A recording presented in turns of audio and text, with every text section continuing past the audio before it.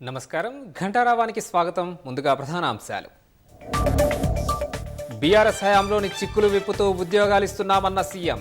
Civils లో ప్రతిభ చూపిన అభ్యర్థులకు 1,00,000 చొప్పున ఆర్థిక సాయం.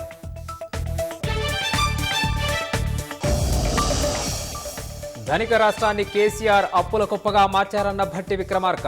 వేలాది మంది అడ్డుపడినా రైతు భరోసా అమలు చేస్తామని స్పష్టీకరణ. రైతు భరోసా కుదింపుపై రేపు రాష్ట్ర వ్యాప్తంగా బీఆర్ఎస్ నిరసనలు. ఆర్థికంగా నాశనం చేసి అన్నదాతను దగా చేస్తున్నారని కేటీఆర్ ఆరోపణ. రాష్ట్రంలో ఎగవేతల పర్వం నడుస్తోందని బీజేపీ ధ్వజం. పథకాలకు కోతలేస్తూ రైతులను మోసం చేస్తున్నారని విమర్శ.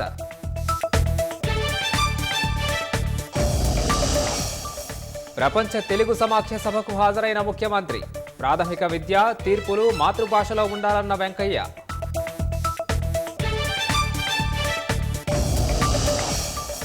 కేంద్రంతో ఘర్షణ పడుతూ 10 ఏళ్లు ఆపు వృధా చేసిందన్న ప్రధాని.